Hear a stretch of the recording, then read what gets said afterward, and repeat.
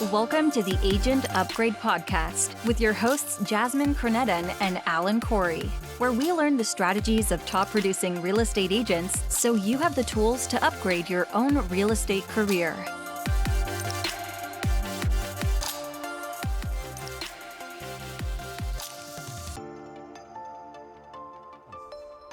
All right, we've got another great episode here on the Agent Upgrade Podcast, and this one has a bit of a personal touch to you, right, Jasmine? Yes, it does.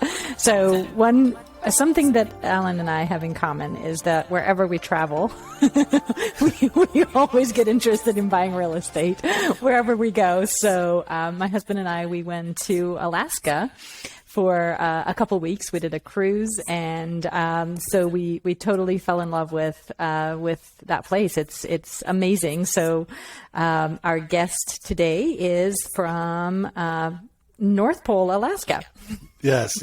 North Pole, he does have an office there, but he does serve the greater Fairbanks, Alaska area, and it seems to be expanding his business to possibly much larger areas as well, which you'll hear about.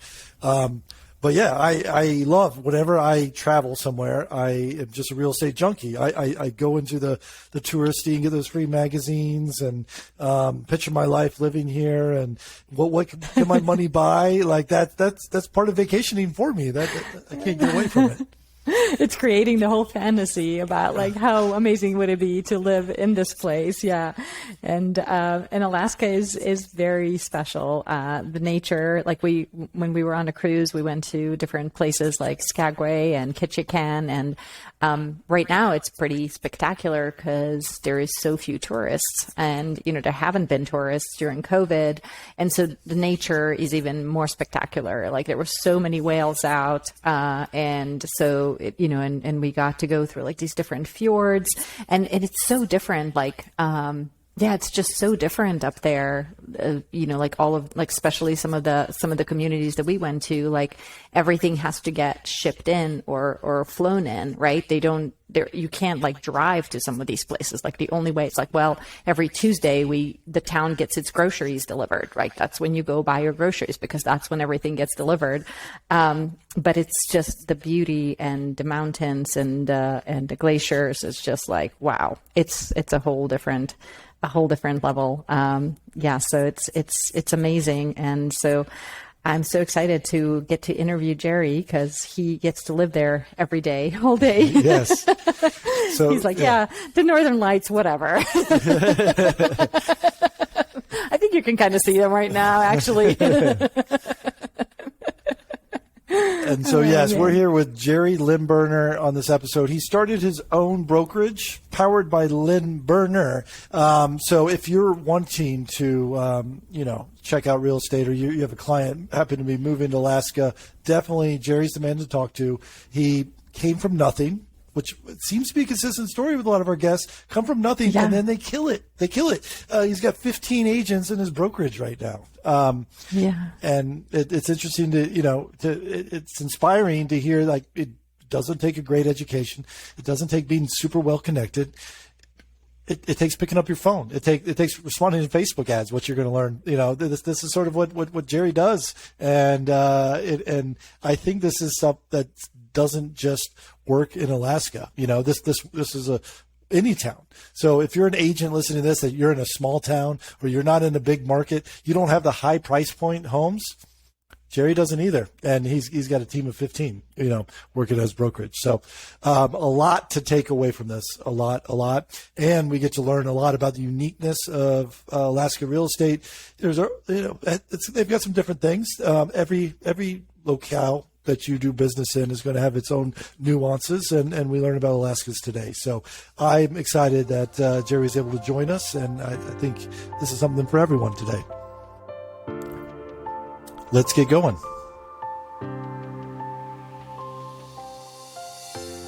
Well, thanks for joining us, Jerry. Thanks for having me. Appreciate being on.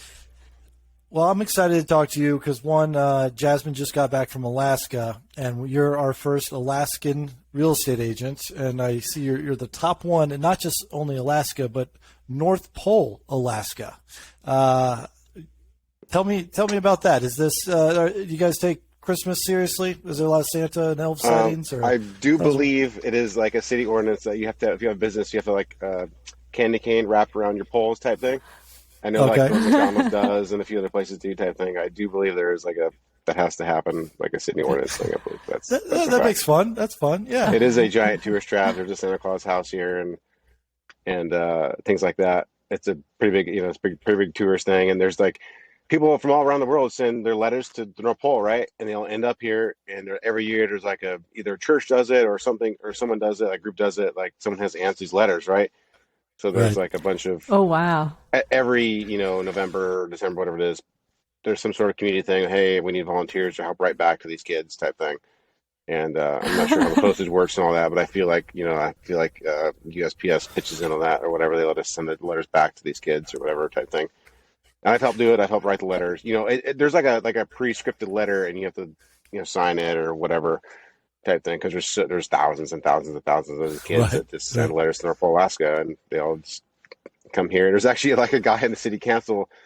He used to be like a famous actor's like stunt double in California, in Hollywood. And I can't remember the stunt double's name now, but he literally changed his name. He's legally named as Santa Claus. You can Google that. Oh my gosh, that's awesome. And he actually looks like Santa Claus. And yeah, he's a big part of that. So. Oh my gosh, that's amazing. I love it. Yeah. I love it. It's a small little I feel that. town. Yeah. Yeah, I feel like that would be like the best job description ever. Like, what do you do? Well, I write letters to kids from Santa. Right. Yeah. I'll sign up for that. That sounds pretty joyful. Yeah. So how long have you been in Alaska? On and off my whole life. My parents split when I was very young, and my dad moved up here for construction reasons, and so I spent the summers up here as a kid. And then I used to go to California, and I grew up north of Seattle for school time thing, and then I used to go to California a bunch. And I decided for 1 year, I decided to stay here in the wintertime, and for some dumb reason, because it's really cold, and never left type thing. And so was that your sort of inroads to being a real estate agent, is through your dad's construction business? No, not at all. My ex-mother-in-law I was in construction at the time, and she said, "Hey, you should be a realtor." And I was like, "Okay," and that's signed up for it type thing, and yeah, I just passed my test or whatever, and not really any long story into it, I guess. I just passed my test and signed up for it, and that's the end of it, I guess, type thing. So. Well, you're very successful at it, even though it seems to be maybe something that was sort of a way to get through the winter. Can you tell us a little bit about the team you've created in the brokerage that you're running right now? Yeah, so when I started out, I worked for an independent brokerage, not franchising like that. And it was like sink or swim. You paid like a $2,000 a month desk fee type thing, and no leads or nothing, just figure it out type thing. And the attrition rate's pretty high, but I figured it out. I guess I paid for leads, figured it out type thing. And up here at the time, it was 2 years before you start your own office. Now it's 3, but I decided that I wanted to start my own office. When I did that, I didn't want to see the same attrition rate in my own office. So we do a split in the office, but we provide leads, provide the platform, provide all that. And I didn't, and it took a little while to get going, but my now better half, who I stole from a bigger team than mine at the time, has helped me grow the office. And we've gone from just a few agents to we're up to like 15 now type thing. So. Well, that's great. 15 agents. That's awesome. In Alaska, where you called it a podunk town, are these buyers out of state? Are they second homes, vacation homes, or what's the majority of your business? We are heavy military. So there's Alaskan Air Force Base just south of North Pole, and Fort Wainwright, which is Army base, just in Fairbanks or part of North Pole as well. And anytime Putin or China or Kim Jong-un pipes off a little bit, it's usually good for us because we are the most strategic place, they say, in the world for military, especially from China and Korea and Russia type thing. So anytime they're raising tensions around the world, they look to us to pump up our military bases, and so we are heavy military based real estate here. Very cool.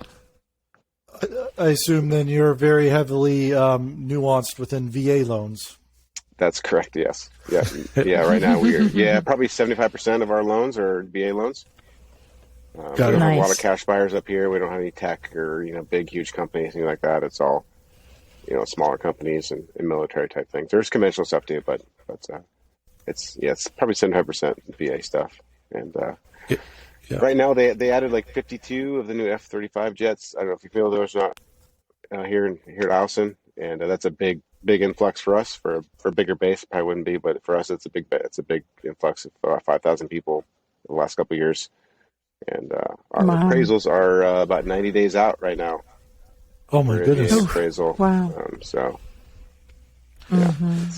annoying. I think VA appraisals typically take a little bit longer than conventional, but we used to close them in under 30 days long. all the time, but that's not even on the table right now. So. Right. Interesting. So I'm based in Atlanta, Georgia, and it's not unusual for a home not to have a fireplace here, but usually central air conditioning is a must-have in many of the homes. I would imagine you may have the reverse situation in Alaska. So a lot of times, it gets so cold here. We'll get into that in a little bit, I'm sure, but the smoke from fireplaces, it doesn't rise like into the atmosphere like it's supposed to when it's really cold. So a lot of times of the year they ban most fireplaces type thing, wood burning appliances. So a lot of homes do have wood burning appliances, but it's not maybe as much as you think. We're still heavily dependent here in Fairbanks on heating oil, which is basically diesel fuel. So that's still the primary. We do have some natural gas, but it's still trucked in. A lot of your natural gas, along the country may come from here, but we don't have it here with a pipeline type thing. It still has to be trucked in. So it's not maybe as much as you think. But air conditioning, there are some, a lot of commercial buildings have AC, but most single-family homes don't have AC. It's only nice or, hot enough for AC, probably maybe a couple weeks out of the year type thing at most. And we do get 80, 90, degrees, but not enough towards it's needed type thing, I guess, for more than the month. Not definitely less than the month out of the year type thing. Got it. And so it sounds like being a military town, you don't necessarily have a seasonal business, or do things really get slow when winter comes? We typically used to have like a really flat market, even like when 08, 09, when the markets dipped down there. Ours didn't dip that much. It dipped a little bit, but like we're so heavily dependent on military, it didn't make. They're always PCSing in and out type thing every 3 years or whatever. It doesn't affect us that much. I guess I don't know where I was going with that, but we're not super seasonal. I guess in January and February and December when it's really cold, 30, 40, 50 below zero, people are not wanting to move as much, but people still covering here and they have to move in. So it is a little slower for sure, the dead of winter, but our busiest time of year is right about now. I'm not a huge hunter fisher type thing, and a lot of realtors are. So a lot of our business historically for my office has come in the fall. But there's a couple hunters and fishers in the office now, but still, we still have over 100 deals pending in office right now, which is good for us type thing. On a bigger brokerage, it doesn't mean anything, of course, but for us, it's okay. So what do you do in terms of lead generation? Is it outreach for the military base? Is it networking through hunting and fishing and outdoors? A little bit of everything. We still spend a lot of money in advertising, like on the internet, like anybody else. I assume Zillow and Google Ads and all that, but we're a lot of those referrals too. We have 4 builders in the office now, which I think is more than everyone else combined in town. But so we have a lot of that happening. But I like to say we're doing something crazy or special, I guess, than anybody else, but we're probably just spending the same amount of money on internet advertising, things like that. Just trying to do a better job of it, I guess. Yeah. When you said you have 4 builders, are they licensed real estate agents that work as your team that also work as builders, or what do you mean by that? No, we have just 4 builders that are like work with us in house specifically, and only in town type thing. One was a bigger builder that builds across the state, and the other 3 are really small. But I guess with that, we have the most, quote unquote, building power in town than most can provide, I guess. And what's the average home price? It's creeping up on 300. It was in that 240, 260 range for a long time. This year has really spiked a massive, for us, a big jump. I guess across the country, I guess has too. But With all the jets coming here that I spoke of earlier, it has created a massive housing shortage here in town, which is the multiple offer situation. Every house has gone through the roof and jumped up those prices big time. Right. Yeah, I mean, I haven't been to Alaska, so I'm always trying to picture the type of house there. What's a typical single family house? Is it in terms of square footage and bedrooms and bath? Is there one? Yeah, it's nothing crazy, I guess, between 1,500, 1,800 square feet, 3 bedroom, 2 bath, 2 car garage, Yeah, I guess it's nothing. We don't have a huge multi-million dollar mansions here, nothing like that. It's just, I guess, pretty standardized housing. We have, we're big on insulation here. So we have a lot of 5-star plus 6-star energy rated homes, which I'm sure are not common in a lot of parts of the country, because the utilities aren't that expensive, but utilities are extremely expensive here. Heating oil and electricity the electricity in town runs off jet engine turbines, which burn 100,000 gallons of fuel a day, and that gets passed on to the consumer, type thing. So heat and electricity are, massive, expensive here, and something that I know that all military members are prepped for when they're buying a house or renting a house here in the Fairbanks North Pole. So yeah, that makes sense. Where you circling back to the housing shortage situation because of this new contract and everyone moving to Alaska. Have you found yourself having to get really creative and winning bidding wars, or with all VA loans? I would imagine. Yeah, as is. Okay. A lot of as is. We're writing in the contracts, paying over appraisal if the VA buyer can. A lot of VA buyers are all zero down. They don't have a lot of cash in the bank. Some of them do. It seems like lately this year they do for some reason. But previously it's always like you're trying to get a seller to pay the closing costs. But this year that's gone away almost completely. But yeah, a lot of as is, paying over appraisal, waiving inspection periods, things like that are one of the biggest things for sure. Now, coming from a real estate investing background, there's a heavy amount of real estate investors who like to concentrate around military towns because you have this tenant base that's typically stationed for, like you said, 3 years or more. Do you work with any real estate investors, or is that common in North Pole, Alaska, and where you're at, or it's not that common up here? I thought we'd see a lot more of it this year, especially, but we haven't. We do have property management in-house. We have close to 150 doors. But yeah, we don't have a lot of real estate investors up here that are just looking to just invest. I thought a little head scratching for sure, mind boggling type thing, but I don't know. I guess we're just not a big enough market. I don't think it's the biggest thing. So those 150 doors that you manage, are those your companies or local investors that just had property for a while and moved away? Just like so historically, when we had rentals, a VA buyer would buy a house. In the 3 years, they leave, and if they're lucky, they'd be breaking even on it or upside down it when they leave. So a lot of our rentals are from that. We do have some investors that based in different parts of the country. A lot of them in Seattle. We've obtained over the years type thing.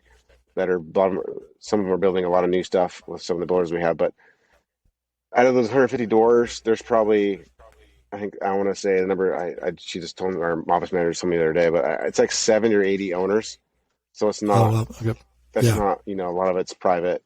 Just a single family homeowner. Sorry, type thing.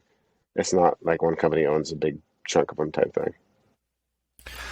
So when I looked online, it said that that there's about your population is around 3,000 people. Is that just the people that live there versus the base, or how does that work? That's probably the city of North Pole. It's just really small. Greater North Pole is like a rural area. It's much larger than that, and they probably include Fort Wainwright and Alaskan and the bigger Fairbanks number, which is probably over 100, 110,000, 115,000, something like that. For all of it. Those are not permanent members, of course, but rural North Pole. Because I was scratching my head. I was like, you've got 100 active listings and there's 3,000 people. Right. And I was like, this seems like a lot of houses for sale. Yeah. I got you. Yeah. Well, we represent the University of Alaska for a lot of their land deals, things like that. So we do have a lot of vacant land listings, things like that. And we represent a few different developers in the city of North Pole that we represent. Almost all of, developers in North Pole for their land and new listings for house building and things like that. But So I've been lucky and been able to corner the market on that a little bit, but they don't move. This summer, with building prices went through the roof.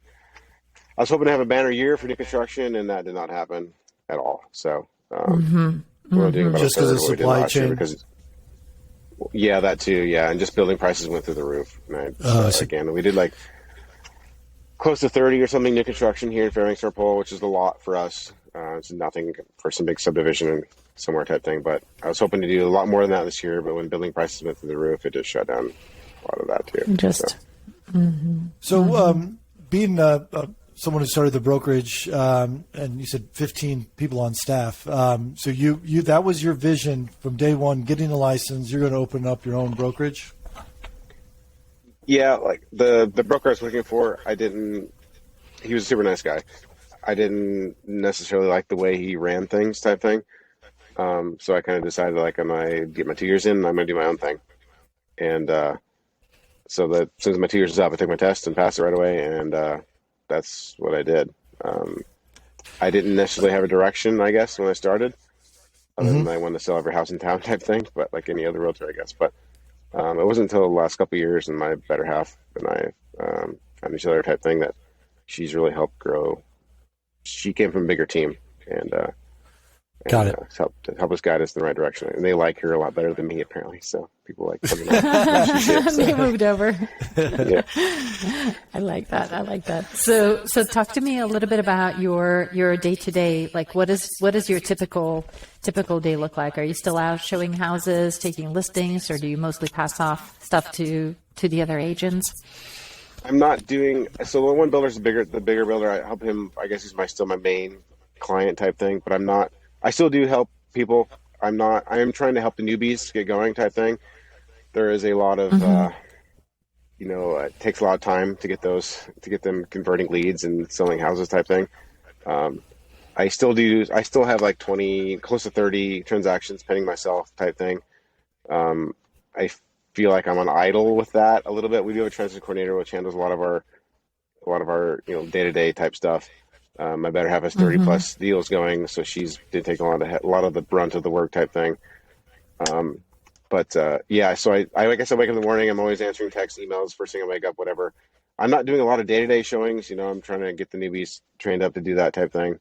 I'm trying to convert into more of a management role, but it takes time. We don't have sorry. Oh, no, sorry to cut you off. So a newbie joining your team, what advice, because a lot of our listeners are also probably would be joining a team for the first time or thinking about joining a team. So what sort of onboarding process do you have for that new agent, or what advice and guidance would you give them? I've been developing over that last year or two, but we have like a spreadsheet of all the things they need to have type thing, all the websites need to have.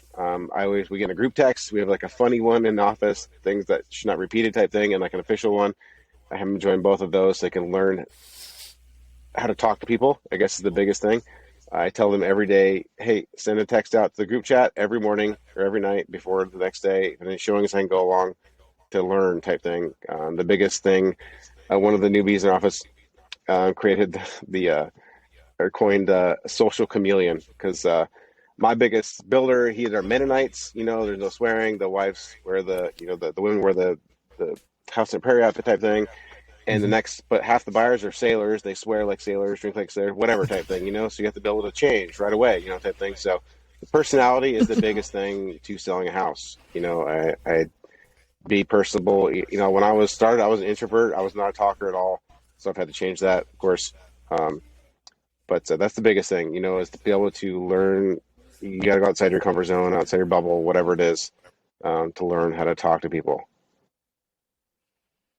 I understand. That's sales. That's the sales 101. Yeah, that's the biggest thing.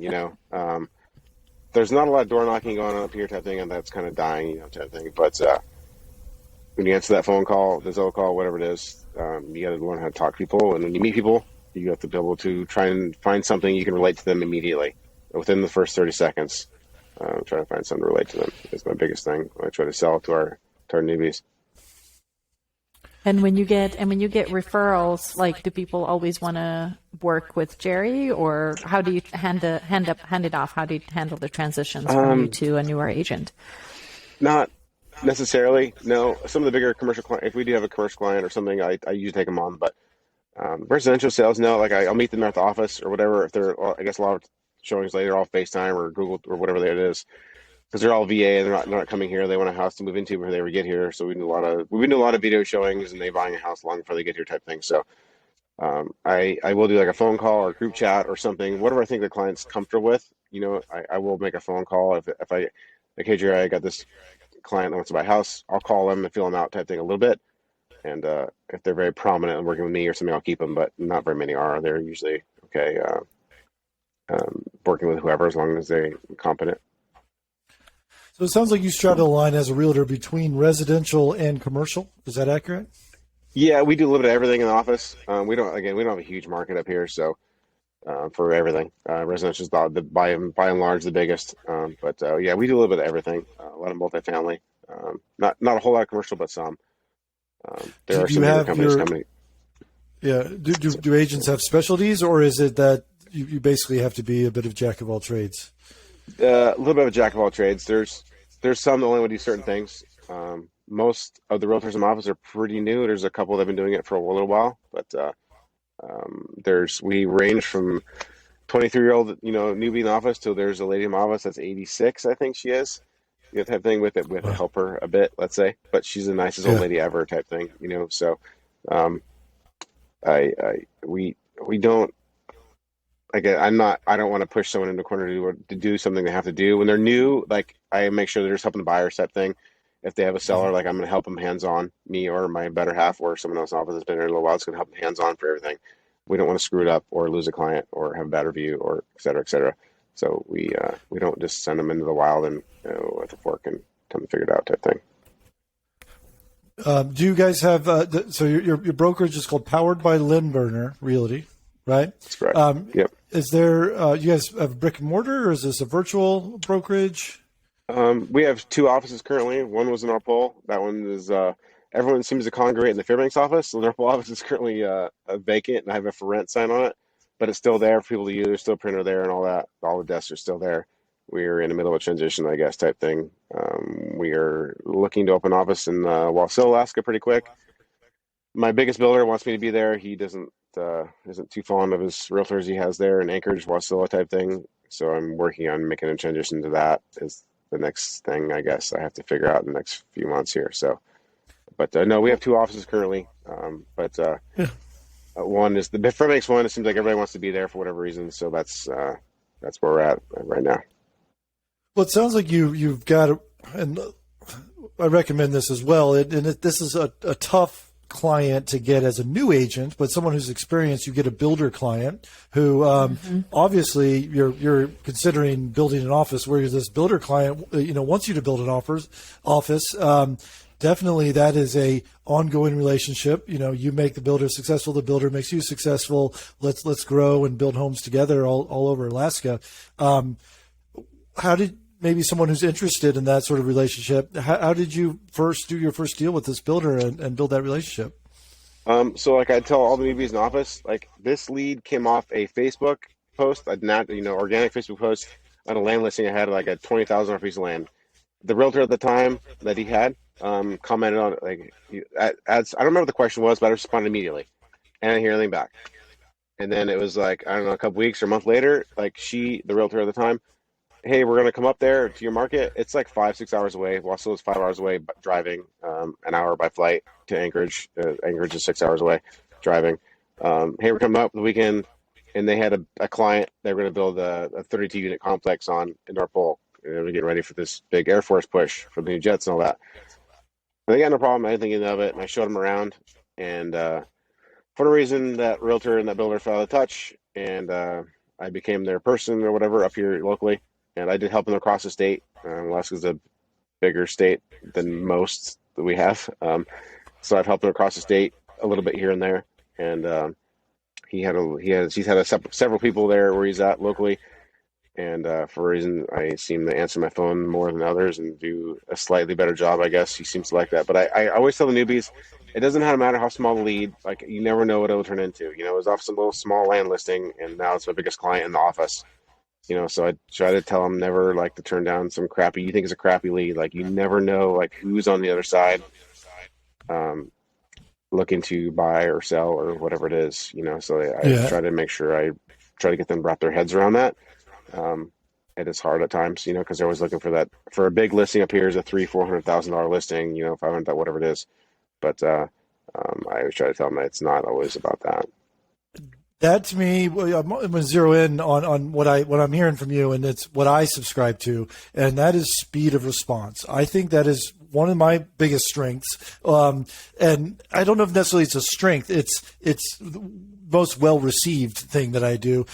Is someone texts me, someone calls me, someone emails me, I get back to them instantly, and you're commenting quickly when the first 5 comments on a Facebook page, and that goes a long way, because typically someone is like nervous. They're in a real estate transaction. This is going to be a lot of money, or it's their business because they're a builder. And if they can't get in touch of their, mortgage broker or their real estate agent or all these key pieces to running their business, it gets very stressful and anxiety. And I think that's what I'm taking from that story. It's the speed. It doesn't, and you don't have to have the right, like the most well-crafted answer. It's, hey, I'm listening to you. Let me look into it. Goes a long way.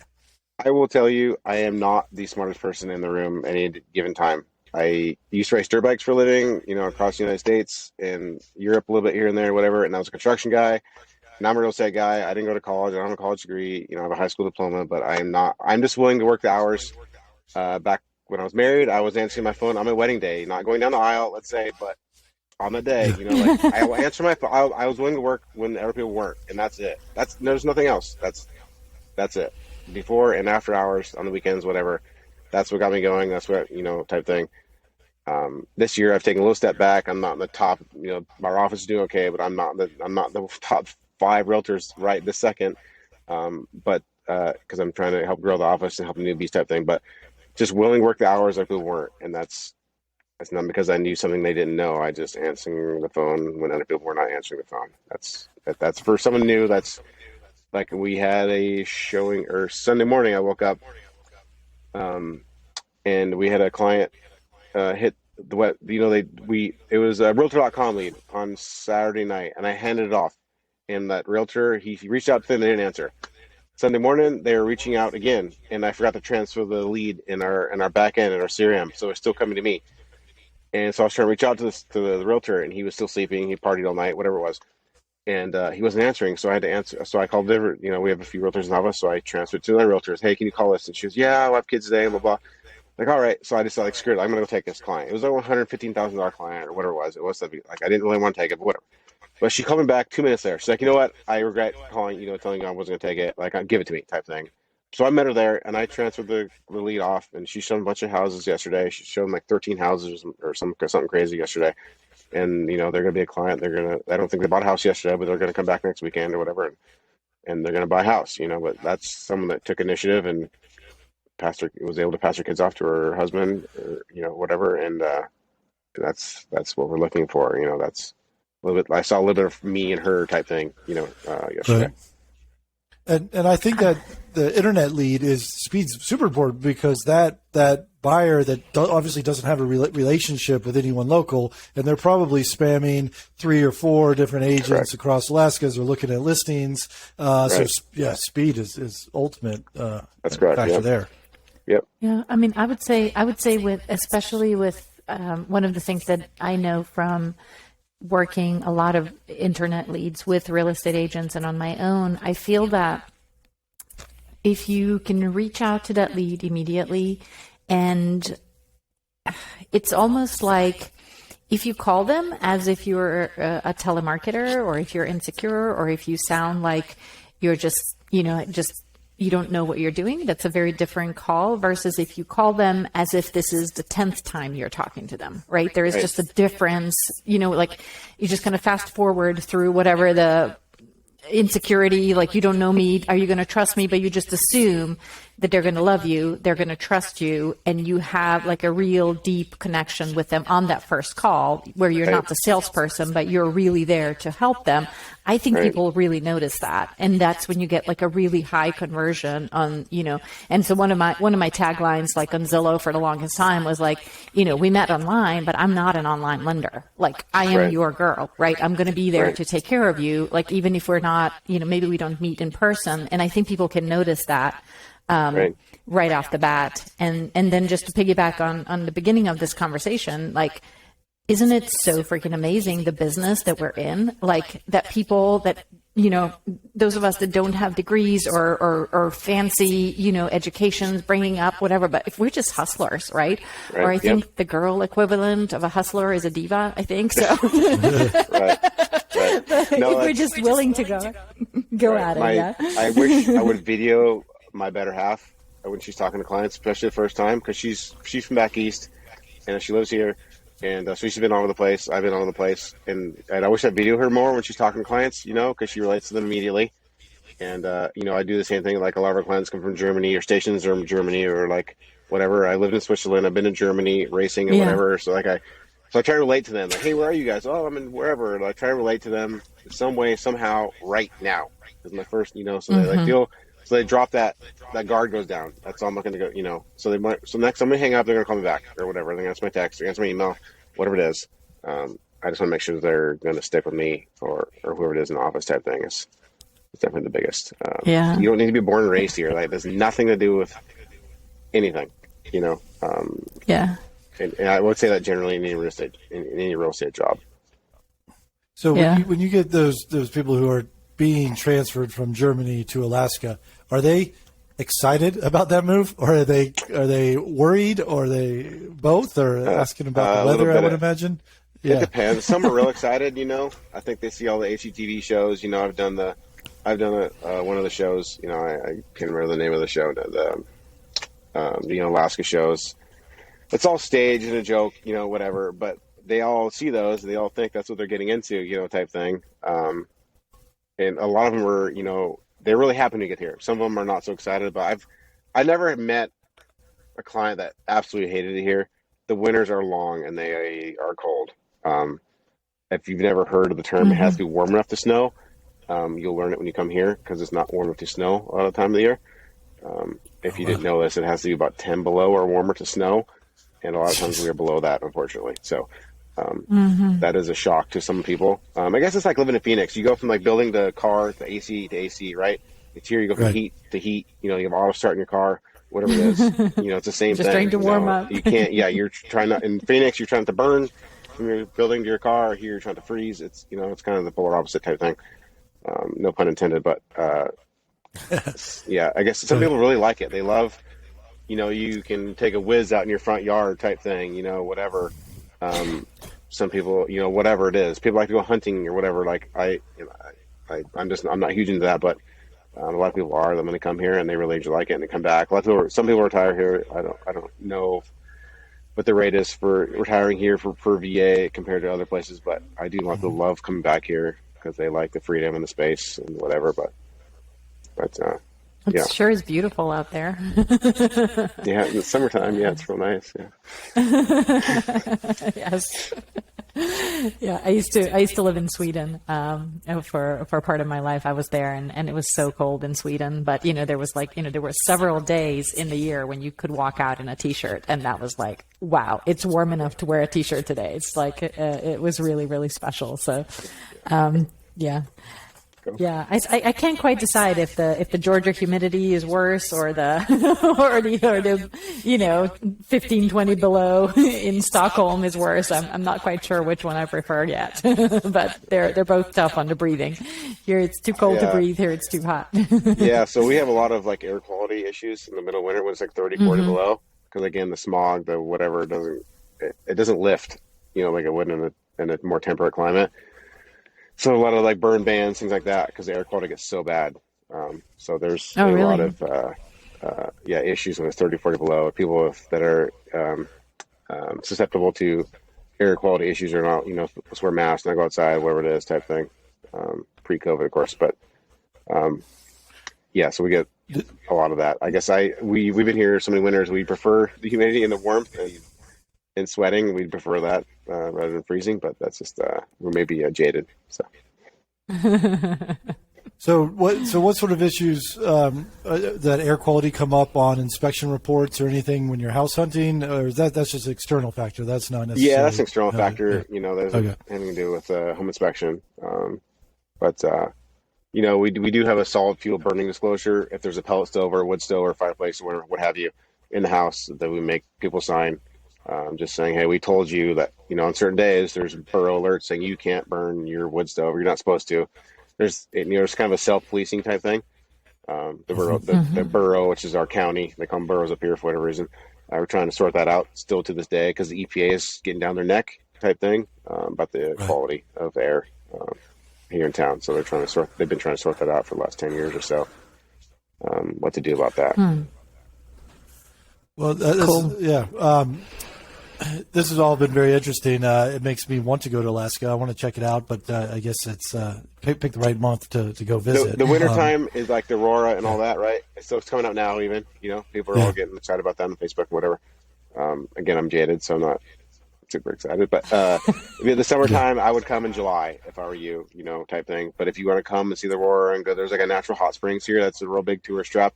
An hour, it's real cool. It's nice to go to. It's cool, and come in the wintertime. But this depends what you want to see, I guess. If again, I've never been on the cruise like Jasmine's been on. Like we kind of like we loosely want to go on that. Maybe a side vacation type thing, but because I've been on a military helicopter and flown over the glaciers and landed on one and things like that, but never been like on a cruise and got the whole tourist experience, I guess, on the islands or in the oceans of Alaska, I guess. Yeah, the fjords are amazing, and it's really, really cool. We loved it. Right. We saw lots of whales, and right, yeah. it was that's awesome. pretty magical time. So I love it. So you mentioned Facebook a few times. Would you say that's your number one social media sort of outreach that you do and marketing? Yeah, for sure. Yeah, a lot of our quality leads don't come from there. It's more of name brand recognition, whatever type thing. Staying involved in the community, whatever. I'm trying to switch to more of a personal, like we do a company one, but people want to see the people behind the name, whatever it is type thing. You want to put a pin on it. So I'm slowly trying to figure out the just walking the office and taking videos of people doing their thing type thing. Getting to know our realtors. So I'm working that out. Trying to figure that out a little bit more than we have been doing for sure.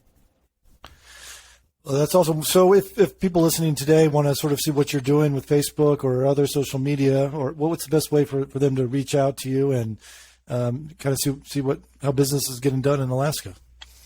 Just go to our Powered by Liberty Realty page on Facebook or Instagram. Is the biggest thing, I guess. If anybody want to call and want to meet our office on a FaceTime or a Google Meets or whatever it is, Skype, we're 100% open to that. We have a very open office. We do not have any closed offices. We have all the desks are in a room type thing, or a couple different rooms. They're all open. We don't have any closed doors. I want everybody to communicate and learn from each other. And so that's the biggest thing about our office. Maybe a little different. We don't have any private offices at all. I sit in a 6-person table in the middle of it type thing. I don't treat myself any different than anybody else. I try to make sure everyone's aware of that as well. I don't keep any leads for myself. I'm not trying to steer anything. Whoever's working hardest is going to get the leads type thing, and everybody can try to learn in an open environment. No, I like that. Being very accessible is helpful, because that's sort of why Jasmine and I do this podcast. It's a lot of times agents get siloed and they're working in a vacuum, and we're just trying to educate. There's enough business for everyone. Let's all help each other out. There are times I have to go out there and be like, someone's on the phone. We do have a conference room and a private office for meeting clients, but again, no one. It's an open, it's an open deal. But there's a lot of chitter chatter and things that should not be repeated outside our office type thing. Yeah, the girls are the worst, by the way, not the guys. But we're heavy female based in our office, so just by chance, of course. But yeah. Well, thanks for joining us, Jerry. Appreciate it. I think this has been, I've learned a ton about Alaska real estate and how you do the heating and the insulation, all these things that I've never had to consider, but it's really interesting for me to always hear what people are doing in other states. And congrats on all your success. It's quite clear why you're killing it in Alaska, and keep up the good work. And I can't wait to refer my first client to you one day. I appreciate it. I'm seeing you guys. Anything I can do for you, let me know. I fully expect a handwritten letter back to my dear Santa letter I'll be sending soon. Yeah, sounds good, you guys. All right. Thank you, Jerry. Appreciate it. Thanks. Thank you for listening to the Agent Upgrade Podcast. If you are an agent looking for a new mortgage lender, start with Jasmine at jasmineteam.com. If you want to learn about real estate investing and working with investors, check in with Alan at thehouseofac.com. See you next time on Agent Upgrade.